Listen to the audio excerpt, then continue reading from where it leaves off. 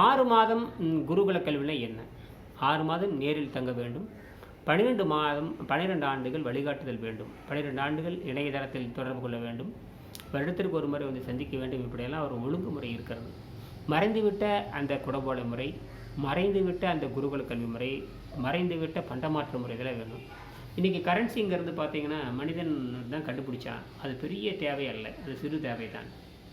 ஏன்னா தொடர்ந்து பொருளீட்டுற வடிவம் பொருளீட்டு கொண்டே இருப்பது மனதனுடைய வடிவமாக இருக்கிறது. ஆனால் அப்படி தான் சித்த மைந்து நிலையில் வந்து இந்த பொருளீட்டிகிட்டே இருக்கிறது. ஈட்டிய பொருளை செலவு செய்ய வேண்டும் என்ற எண்ணம் இல்லை. அதனால நான் 2 லட்சம்னு வச்சுருக்கேன். ஒரு ஆள்கிட்ட வாங்கிட்டோம்னா 2 வருஷத்துக்கு நாங்கள் பிறகு சொல்லித்தரலாம். யாரும் கவலைப்பட தேவையில்லை. யார் வர்றாங்களோ அவங்கள்ட்ட மட்டும் 2 லட்சத்தை வாங்கிட்டு நம்ம ஆராய்ச்சியில் ஈடுபடலாம். நம்ம வந்து நமக்கு மக்களுக்கு சொல்லிக் கொடுத்துட்டே இருக்கணும். சும்மா பணம் மீட்டரை ஈடிட்டே இருக்கக்கூடாது. பணம் மீட்டுறதெல்லாம் இயற்கையினுடைய நடவடிக்கை அல்ல, அது மனம் என்கிற விபச்சாரியோட நடவடிக்கை. ஆகினால தான் நான் என்ன பண்ணியிருக்கேன்னு கேட்டிங்கன்னா, இது கற்றுக்கிட்டிங்கன்னா பிறகு சொல்லித்தரலாம். நீங்களும் ஒரு தொகையை வாங்கிட்டு ஒரு ஆண்டு வரைக்கும் நீங்கள் இந்த மாதிரி காணொலிகள் மூலமாக, யூடியூப்பின் மூலமாக, வாட்ஸ்அப்பின் மூலமாக, டெலகிராமின் மூலமாக, முகநூலின் மூலமாக நீங்கள் மக்களுக்கு இலவசமாக சொல்லி கொடுத்துட்டே இருக்கலாம். யாரோ ஒருத்தர்கிட்ட பொருள் வாங்கிட்டு 100 பேர்த்துக்கு இலவசமாக சொல்லித்தரலாம். நானும் இப்போ சொல்லிட்டு தான் இருக்கேன். அதுக்கு காலை முதல் மாலை வரை இந்த புத்தகத்தை வாங்கி பலமுறை படிச்சிருக்கணும். தாய்மொழி தமிழ் தெரிஞ்சிருக்கணும். தாய்மொழி எழுத படிக்கவும் தெரிஞ்சிருக்கணும். பேச தெரியவும் தெரிஞ்சிருக்கணும். அவங்களுக்கு தான் சொல்லித்தர முடியும். தாய்மொழி எழுத தெரியாது, தாய்மொழி படிக்க தெரியாது, எனக்கு தமிழும் தெரியாது, ஆங்கிலம் தெரியாதுன்னு சொல்கிறவங்களை தகுதியற்றவர்களாக நடித்துக் கொள்ள வேண்டும். உலகத்தில் தோன்றிய முதல் மொழி தமிழ் மொழி. அது இயல் மொழி. சிலருக்கு அது தாய்மொழியாக இருக்கிறது, சிலருக்கு அது வேறு மூல மொழியாக இருக்கிறது. எனக்கு தாய்மொழியும் இதாக இருக்கிறது, மூல மொழிக்கும் தமிழாக இருக்கிற காரணத்தினால் நான் எளிதில் இதை கடைப்பிடிக்க முடிகிறது. நானும் விட்டு தான் பயிற்சி செய்து கொண்டிருக்கிறேன். தொடர்ந்து செய்வதல்ல. விருப்பம் இருக்கிறவரும் என்னை ஆராய்ச்சி செய்யலாம், விருப்பம் இருக்கிறவரும் கற்றுக்கலாம். வருடத்திற்கு ஒருத்தர் கற்றுக்கிட்டால் போதுமானது. ஆகினால உயிரை பற்றி நாம் ஏற்கனவே சொல்லியிருக்கோம். உயிர் என்பது ஒரு சக்தி. அந்த சக்தியை தாங்க இயலாத பொழுது அந்த மரணம் ஏற்படுகிறது. சக்தியை தாங்க இல்லாத பொழுது மரணம் ஏற்படுகிறது. சக்தியை அந்த சக்தியை தாங்குற மாதிரி எப்படி வச்சுக்கிறது? அதுக்கு என்ன விஷயம்? வாழ்க்கையின் தராதரம் உடலின் நிலையை பொறுத்தது. இப்போது உயிருங்கிற சக்தி வந்து உடலில் தங்கியிருக்கணும். அதுக்கு தராதரம் வேணும் இல்லையா? அப்போ ஒருத்தர் செத்து போகிறான்னா அந்த உடல் வந்து தாங்க முடியாத அளவு உடல் கெட்டு போச்சுன்னு அர்த்தம். அங்கே தான் நீங்கள் புரிஞ்சுக்கணும். ஆக தரமற்ற உடம்புல உயிர் தங்காது. தூய்மையான ஒரு நாற்றம் பிடித்தவனுடைய உடலில் உயிர் தங்காது.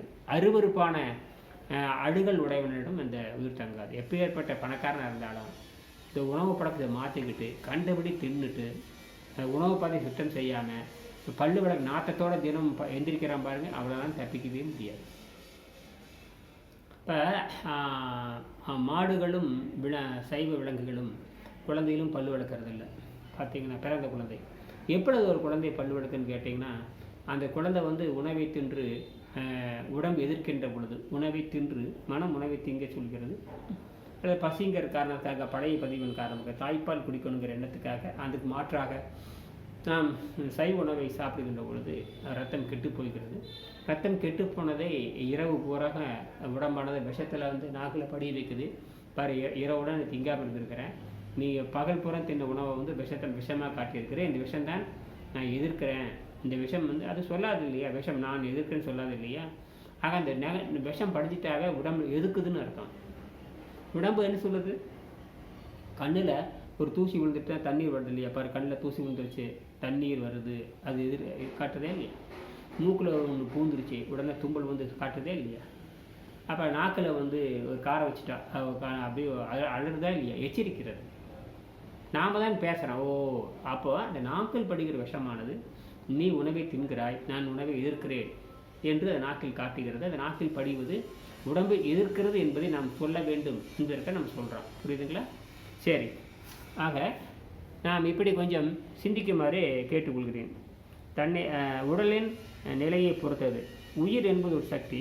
உடல் அந்த சக்தியை தாங்க இயலாத பொழுது சாவு ஏற்படுகிறது. வாழ்க்கையின் தராதரம் உடலின் நிலையை பொறுத்தது. வாழ்க்கையின் தராதரம் உடலின் நிலையை பொறுத்தது. நம் உடலின் தனக்குத்தானே குணப்படுத்திக் கொள்ளும் இயற்கையை புரிந்து கொண்டு, தனக்குத்தானே குணப்படுத்திக் கொள்ளும் இயற்கையை புரிந்து கொண்டு அதை நாம் தடுக்காமல் இருக்க வேண்டும். உடல் உயிரை காப்பாற்றி வைத்துக் கொள்ளுமாறு உடல் உயிரை காப்பாற்றி இதுக்கான விளக்கம் என்ன? உயிர் ஏன் போகிறது என்று சொன்னால், உயிர் நம்மை விட்டு போகாமல் பார்த்து கொள்றதான கேள்வி. அதை விட்டு போய் உயிருக்கான விளக்கம் சொல்லிட்டு இருக்கிறாங்க நிறைய பேர். நான் பார்க்குறேன், தமிழ் தொலைக்காட்சியில் பார்க்குறேன், யூடியூப்பில் பார்க்குறேன், பல்வேறு அறிவு சார்ந்த கட்டமைப்பில் பேசுகிறார்கள். இதெல்லாம் வரவேற்கிறோம். ஆனால் உயிர் நம்மை விட்டு போகாமல் பார்த்து கொள்ள வேண்டும். அதுதான் யோக கல்வி, அதுதான் பரிணாம அறிவியல் கல்வி. உடல் தன்னை புதுப்பித்து கொண்டே இருக்கிறதுன்னு சொன்னால் அதுதான் பரிணாம அறிவியல்.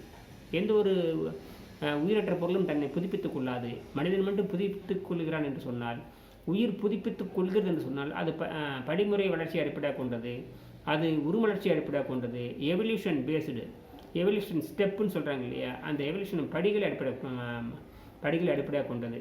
அதாவது based on evolution, based on the step of evolution சொல்லலாம், based on the step of evolution சொல்லலாம்.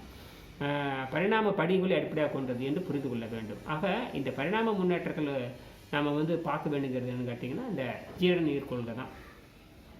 ஜீரண நீர் அமைதியாக இருந்தால் மட்டும்தான் நீங்கள் உங்களை புதிய வழியில் சிந்திக்க வைக்க முடியும். நீங்கள் உணவு பணமும் பிச்சை எடுத்து வாழ்வதும் உணவுன்னு சொல்லி போயிட்டே இருந்தீங்கன்னா அதை உங்களுக்கு கொலை செஞ்சே செய்யும். இன்றைக்கி கூட உலக ஆராய்ச்சியாளர்கள், உலக சுகாதார மையம் இதெல்லாம் ஃபுட் பாய்சன்னு சொல்லுது. ஏன் உலக சுகாதார மையம் உணவு ஃபுட் பாய்சன்னு சொல்லுது? உணவின் விஷத்தால் வருடத்திற்கு பல கோடி பேர் இறந்து போய்கிறாங்க. இன்றைக்கெல்லாம் உணவை பற்றி எவ்வளோ கதறீங்க நீங்கள். உணவை பற்றி ஐயோ நச்சாகி போச்சு. இப்போ கூட சமீபத்தில் ஆந்திராவில் கூட பல பேர் வாந்தி எடுத்தாங்க இல்லையா, உணவை விஷமாக போச்சுங்கிறமே இல்லையா. அப்போ இது ஸ்லோ பாய்சன் சொல்கிறாங்க இல்லையா, மெல்ல கொல்லும் விஷம்னு சொல்கிறீங்க. எல்லா உணவுகளும் மெல்ல கொல்லும் விஷம்னு சொல்லிட்டு விஞ்ஞானம் சொல்லுகிறது. அப்போ அதை தான் நாங்கள் காலையில் இருந்துச்சு இந்த விஷம் படிக்கிறத தான் நம்ம பல்லு வளர்க்குறோம். அப்போ விஷம் படியாத உணவு எது? இப்படிலாம் இருக்குது இல்லையா. அப்போ விஷம் படிக்கிற உணவை சாப்பிட்டு ஆரோக்கியம்னு சொல்கிறீங்களா, அது எப்படி நியாயம்? இதெல்லாம் சிந்திக்க வேண்டாமா? சரியா? நான் கேட்குற கேள்வி சரியான்னு பாருங்கள். விஷம் படிக்கிற உணவை சாப்பிட்டு இப்போ பீடி சாப்பிட்றோம், விஷம் படிக்குது, அந்த விஷம் போய் நுரையில் கெடுக்குது. இந்த மாதிரி காஃபி சாப்பிட்றோம், இந்த மாதிரி கோடிக்கணக்கான உணவுப் பொருள் நம்ம தயாரிக்கிறோம். இயற்கைக்கு எதிரான முறையில் உடம்பை கெடுத்து கொடுக்குறோம். நல்ல வேளை உடம்பு தான் கோயில், உள்ளே இருக்கிற உயிர் தான் இறைவன் கண்டுபிடிச்சான் பாருங்கள். என்னை பொறுத்தளவு இறைவன் தான். இறைவன் என்பது உயிரானவன், அந்த உயிர் என்பது எலக்ட்ரான். இதுதான் என்னுடைய கருத்தாக இருக்கிறது.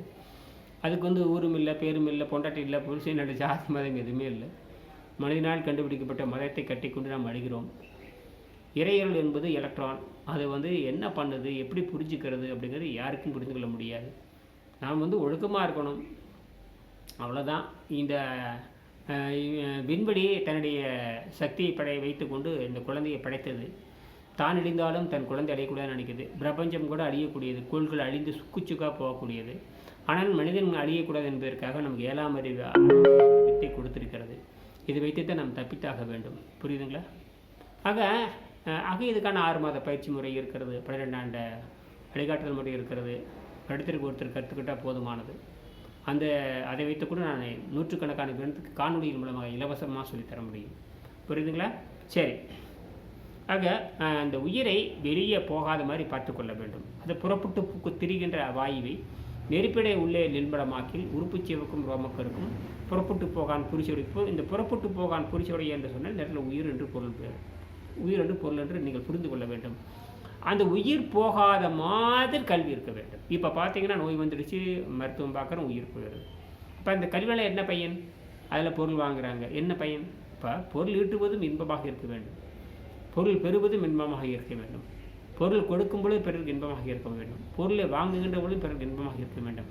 எனக்கு இன்பம்னா பிறருக்கு இன்பமாக இருக்க வேண்டும். அப்போ தான் அது மேல்நிலைக்கு செல்ல முடியும். புரியுதுங்களா? இதுதான் இந்த உணவுலாம் மருத்துவத்தினுடைய அடிப்படை கொள்கையாக இருக்கிறது. முயற்சி செய்யுங்க. நன்றி.